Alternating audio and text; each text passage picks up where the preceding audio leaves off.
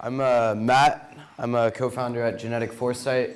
We're working on personalizing medications for patients with an emphasis on psychiatry. So today, imagine as a patient you walk into your psychiatrist's office, let's say with depression, which plagues many Americans today. Your doctor hopefully will prescribe based on what they feel most familiar and comfortable with. However, in a lot of cases with antidepressants, for example, that prescription may be ineffective. 40% of the time for antidepressants, that's the case. It may lead to side effects, or it may propagate in adverse drug reactions. This can also lead to a feedback loop here, where the patient goes back for a return visit after finding out that the drug doesn't actually work for them 6 to 8 weeks later. And this cycle continues. So how often does this actually happen? Well, according to the FDA, it happens a lot. Adverse prescription drug reactions account for 2 million hospitalizations, $3.5 billion in extra healthcare costs, and 100,000 deaths every single year. So what are we working on?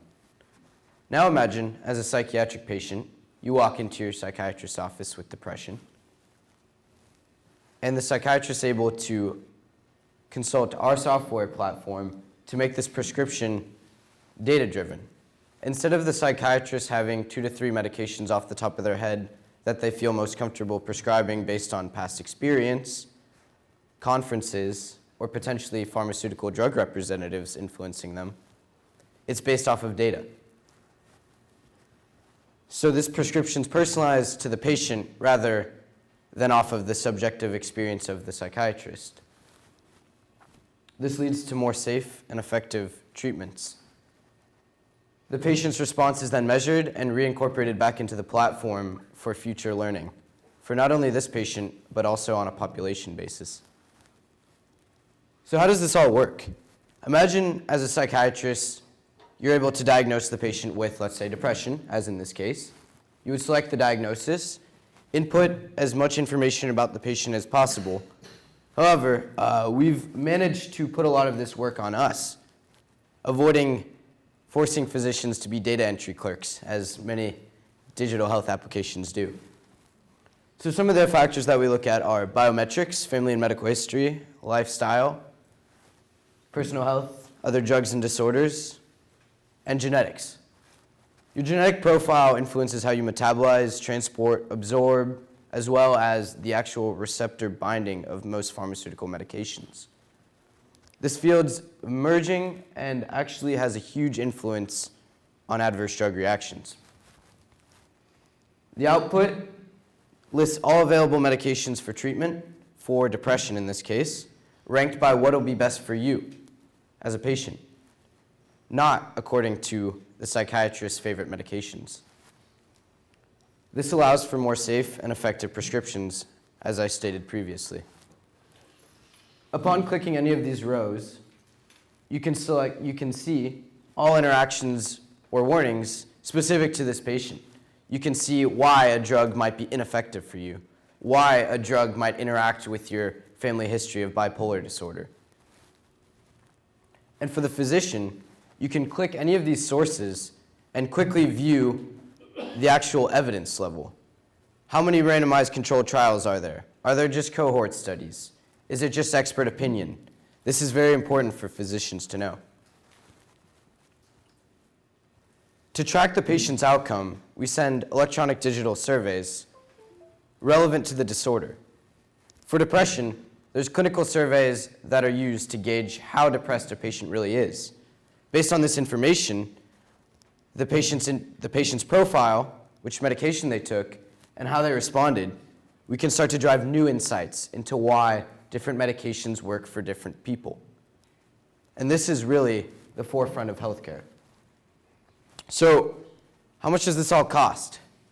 Are we charging doctors? Are we charging patients? Who's paying for this? Typically, in healthcare, getting a doctor to pay for anything is a pain. So we don't even try. We just give it to them for free. And it acts as a distribution network for our genetic test, which is actually reimbursed at a rate of about $1,500 per test. How many tests are doctors ordering? How relevant is this? They order between 1 and 6 tests per month, per physician. So that equates to roughly 7,500 per month on average per clinic. Long term, we're looking to scale into larger organizations like healthcare groups and hospitals. The key here is we're starting with these individual physicians and going to these bigger players later, which is a huge mistake most entrepreneurs make, going to these larger groups first. Compliance. I think every investor I've talked to has asked about this. But the genetic test is CLIA certified. The medical data is pulled from credible organizations that the doctors can trust. That's key. You don't want to be overloading the doctors with just random information that's not relevant to them. The data transmission and storage is HIPAA compliant. Another question I always receive from doctors. Is it HIPAA compliant? Yes, it is.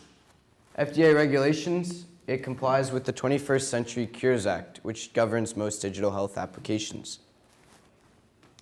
The traction, this is a little out of date now. We're up to 20 clinicians using our software and genetic test, and we're in talks with these larger groups, UNC, Colorado Children's Hospital, as well as Intermountain Health.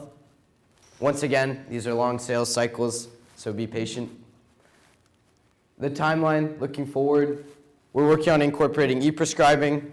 You'll find most psychiatrists don't actually use an EMR. There's 40,000 psychiatrists in the US, about half of them are private practice. Most of the private practice psychiatrists don't use an EMR. And the reason for that is if you're talking to a psychiatrist, what's more personable? Them sitting on their laptop talking to you, or them on a notepad subtly taking notes?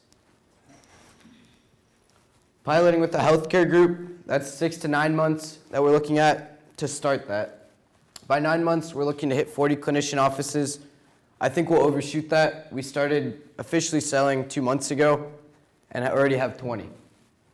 By 12 months, we're looking to raise a $1.2 million seed round.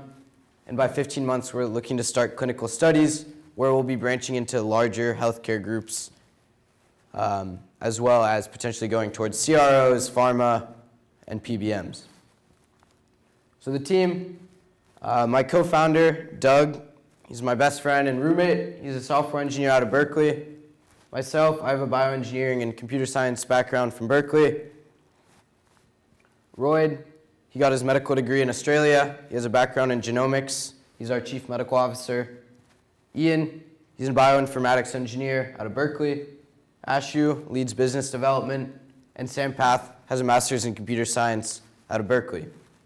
Just recently, we've hired another developer with a master's in computer science as well. On the advisory board, we have pharmacogenetics experts at universities, as well as CEOs of digital health companies, some of which have exited, serial entrepreneurs, psychiatrists, and other physicians. Right now, we're actually raising an AngelList syndicate. It launched yesterday, and we're about 92% of the way through. Our current investors are pretty impressive, and we're looking to accomplish these goals that I touched on. If you're interested in being part of the syndicate, please let me know after. Or if you're a physician or know any physicians, we're looking to always network and try to find new potential clients. Thank you.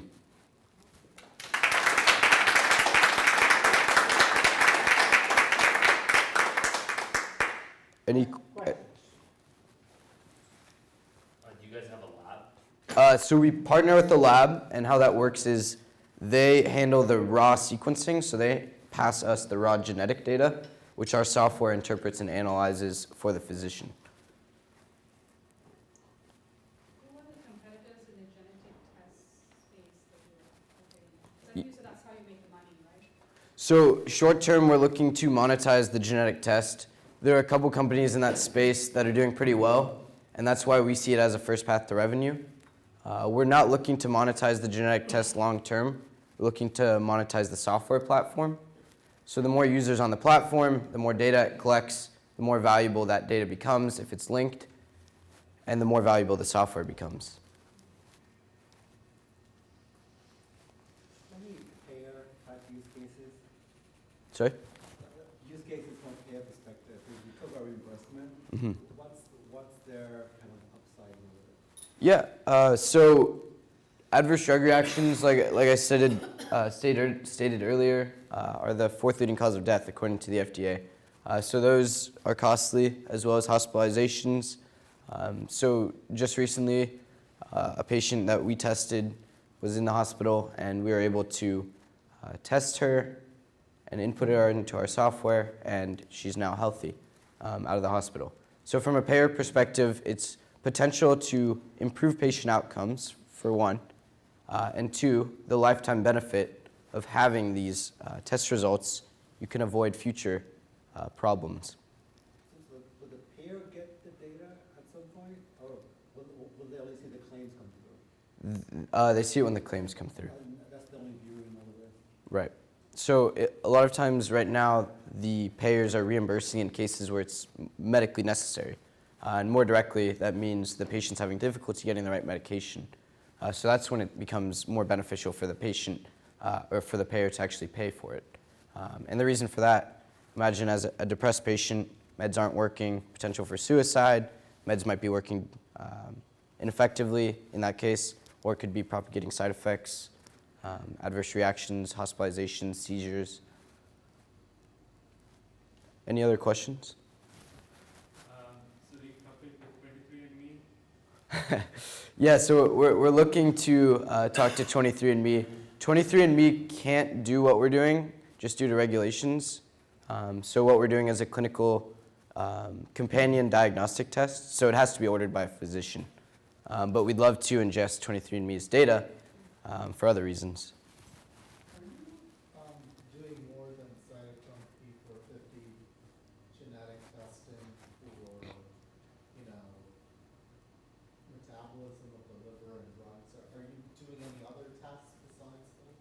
Yeah, so we're only doing a pharmacogenetic test right now, but in terms of the genes that encompasses, there's a lot of other genes besides the cytochrome P450 genes that are responsible for metabolism, but not only on the metabolism side, we also analyze pharmacogenetic genes on the pharmacodynamic side, so that could include receptors as well as transporters, so that's more the kinetics, I guess, but there are other genes at play outside of the metabolism, and within the metabolism, other genes besides CYP450 genes that we analyze.